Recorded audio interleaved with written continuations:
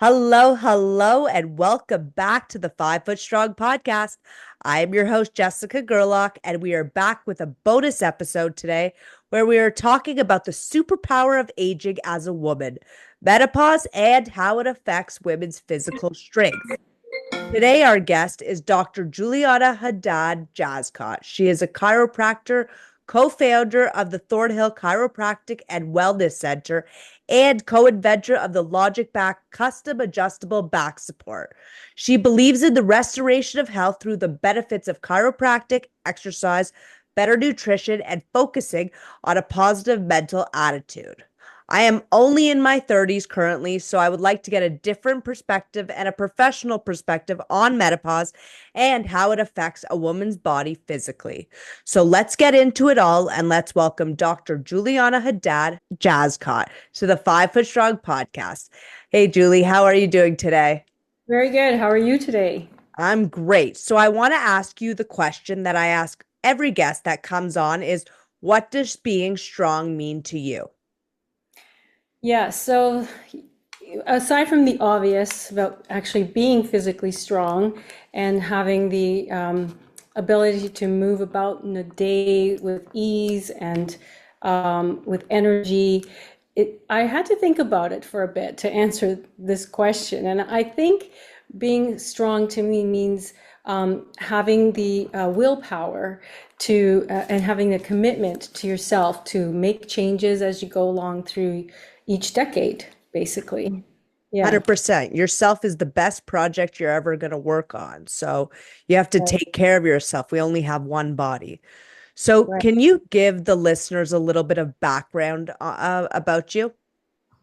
Okay, sure. Yeah. So I've been a chiropractor for 34 years, and I'm also an acupuncturist and mother and wife. And yeah, so just I lead a busy lifestyle, just balancing practice and my family life, and also trying to balance my own personal health and well-being.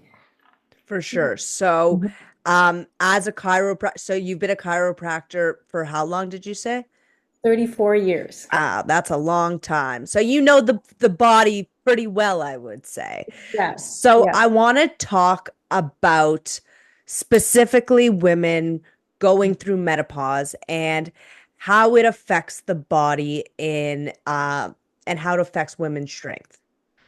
Yeah. So having experienced that myself, it was like I heard through patients, obviously on and off, about what their challenges were and having to help them through most of their challenges. And what came up a lot was not just like gaining weight, but losing energy, inability to sleep well, reduced drive and libido. All of these factors come into play, right? So that led me to do a lot of research earlier on, before it actually hit my lifestyle. So what happens is that, yeah, with all the ebbs and flows of hormones, when estrogen starts to decline rapidly, right when menopause hits, it starts to affect many factors such as muscle strength and bone loss and the ability to digest properly. All these changes start to come about. So before we know it, we've reached like that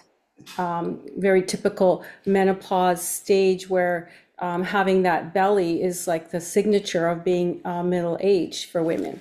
So what I've been telling my patients to do is to make sure perimenopause and menopause is to start to increase their nutritional intake of the basics that we know, like calcium, vitamin D, but also magnesium, strontium, start to increase other minerals, and to start to increase protein intake to begin countering the reduction of the bone loss and changes of muscle mass. Because we know that muscle strength and bone strength are relative. So that becomes a big challenge for people, for women in particular, that haven't worked out or haven't exercised in their life.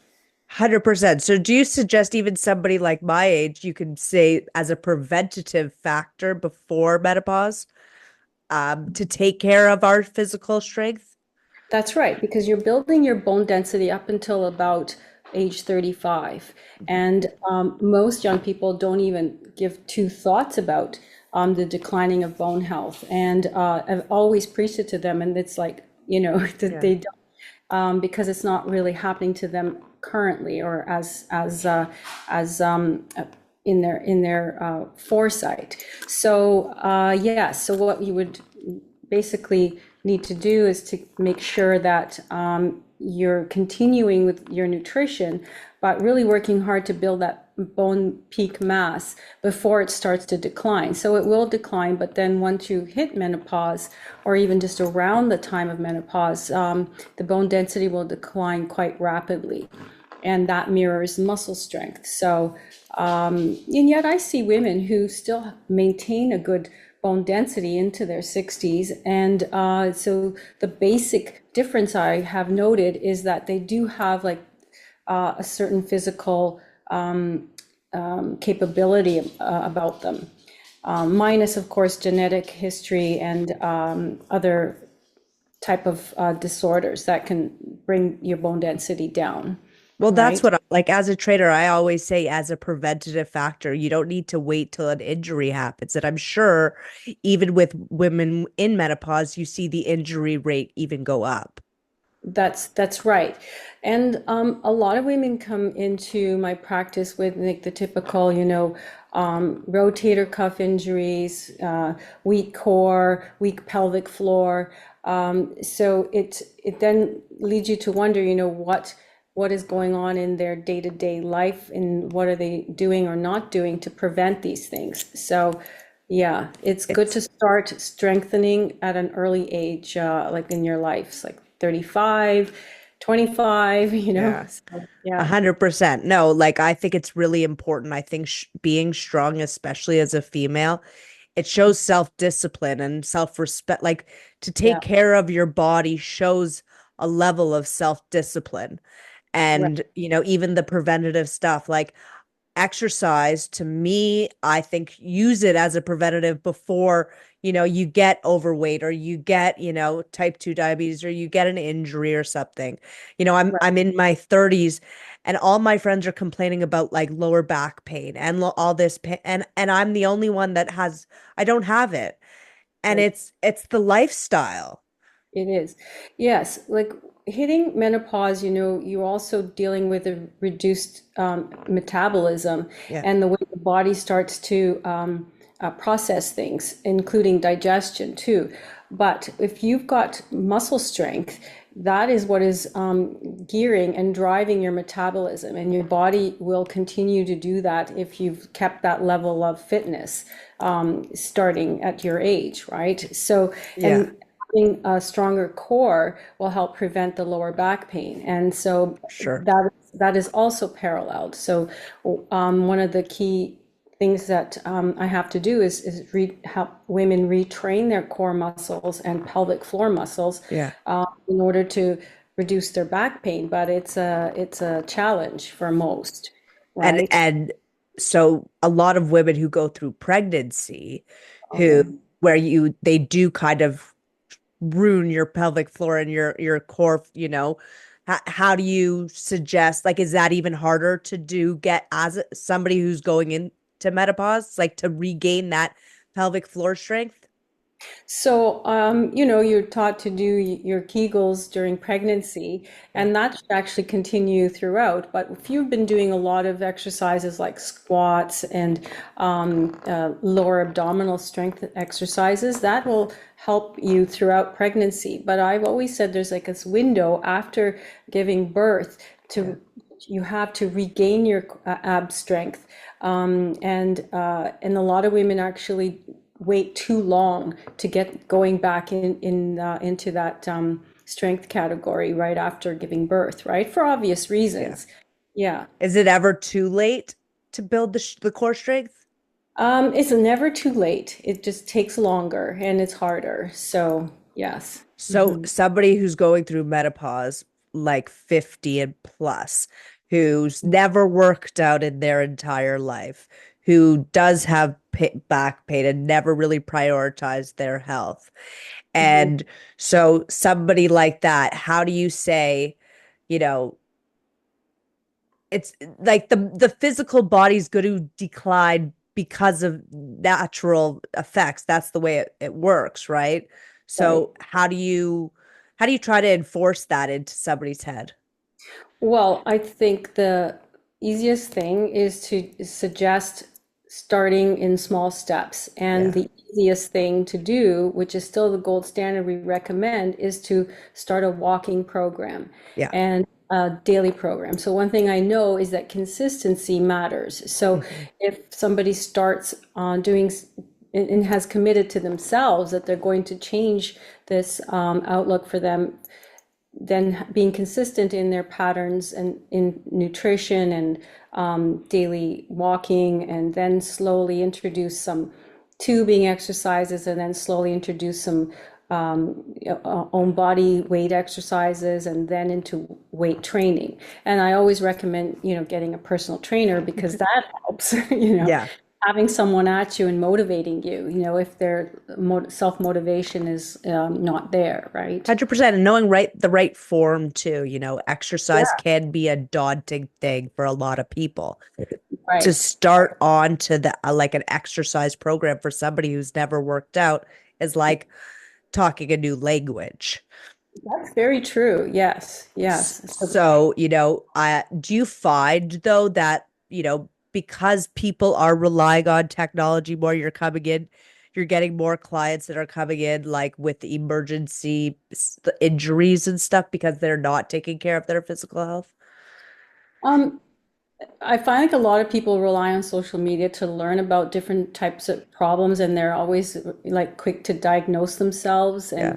and they say, "Oh, I tried this," and and yes, I have seen a lot of that. So it's really important to know what you're doing if you're just starting out working out. So to get a coach, get a trainer, really focus on that at the beginning until you start to get that proprioception of your body and what it's supposed to be doing when you're working out, not just to go through the motions, because we see that a lot, right? So they're just doing it because, oh, their doctor told them to, or their trainer told them to, but there's really no mindset to Yeah. it, right? There's no mindfulness to it.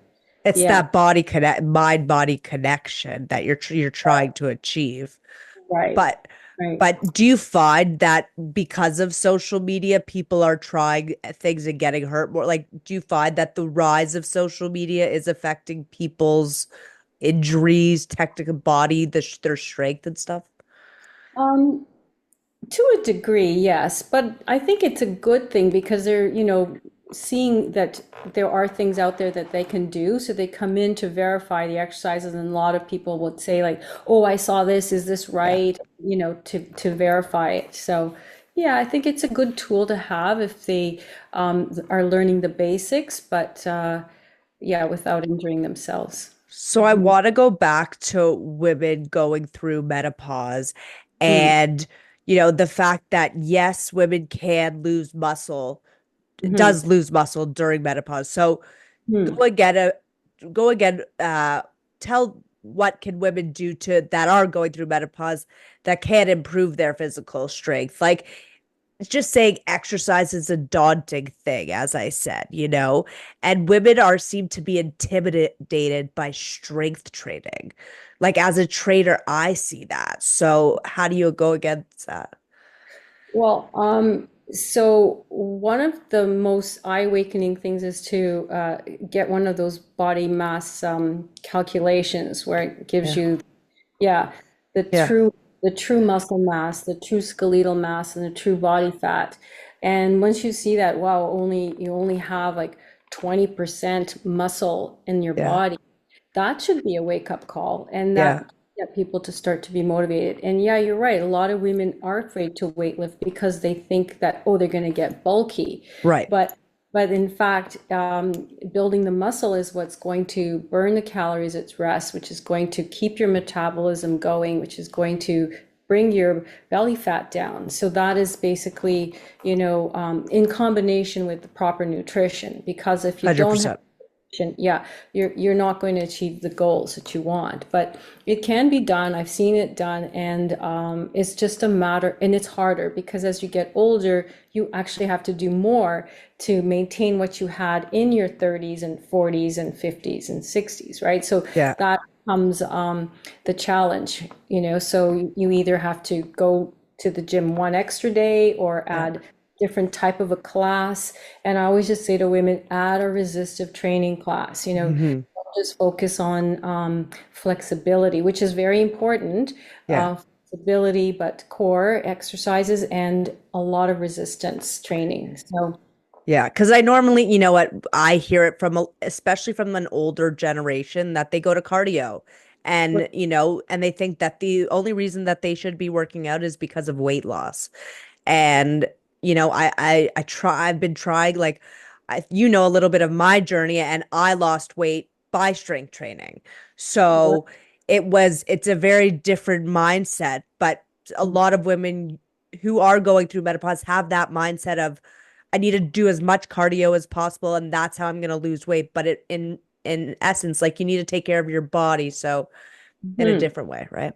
Right, and the women who still are hesitant to start lifting the weights, and I see them, they can only start with a half a pound or a Yeah, pound or 2 pound, and that's fine. Just keep yeah, doing that. But I say add on your own body weight exercises like squatting, like plank, for like sure. any type of isometric Yeah, move. And Pilates is excellent too, So we go through like the type of exercises, and I still always start with walking, and not just for the cardiovascular, but bone strength, yeah. as well as improves clarity of mind, digestion, sleep. So that is important, yeah, that aspect of the cardio. But right after you finish the cardio, do a little bit of the other training exercises, right? Right. I 100%. I think you need a balance as a trainer. I think you need a balanced fitness program with cardiovascular, with strength training, with flexibility training, with balance training, all in Right. one. Yeah. Exactly. Yeah. And compound exercises. Yes. Yeah. Because 100% more using like more than one muscle group. Yeah. right, more than one muscle group at a time. But the one thing is that, natural decline of muscle we talked about, which is Yeah. called sarcopenia, and it starts later in the 70s, 80s. Sometimes it's even drug induced, but it is a lifestyle thing too. If Mhm. you head into your 60s, 70s, and 80s with a bigger muscle mass, you are going to live longer because we know that longevity is linked to mobility, and mobility is linked to increased strength of the body. Yeah. So that becomes an important element. But one of the things we can do is to really, take a good look at the nutrition and see, are you getting the appropriate amount of vitamins and minerals as Yeah. well as protein intake, right? Yeah, I talk about the macronutrients and your micronutrients being your vitamins and minerals, and your macronutrients. Protein, I think, is a very important one. I've prioritized it for a while, and I think that makes a huge difference, especially when I'm strength training and Mm, increasing my muscle mass. yes, yes. So I want to end kind of just by asking you if you have any healthy tips for women going through menopause. Um, yes. So keeping a positive attitude for sure about how you're entering it, and knowing what your mother went through can sometimes help understand what you may go through, but not necessarily have to go through. And just to make sure that your peaks are met in terms of all of the, let's just say, nutrients. Start with a multivitamin, even though I feel like it has very little amount of it, but then find out what it is in your system that is less than it should be, Hmm. where some people metabolize calcium differently. Some people metabolize, don't need extra magnesium to support for support. So it's about finding what it is in your lifestyle that you have to improve on, Hmm. whether it's like eating better, moving better, or thinking better, because all of those things tied in together will affect how you're going to, kind of get into your golden years, right? But 100%. everybody has one thing in their lifestyle that needs to be tweaked, and it's an individual. it's an individual find. Like, we have to Yeah. figure out No, I this. think every day, everybody has room for improvement. Every day we have a new opportunity to improve. So it's Right. about taking that opportunity and making the best decisions. Because again, as I started, we only have one body and we got to take care of it. And that's so I want to thank you so much for coming on the podcast. I really appreciate it. I think it will be very inspire a lot of people.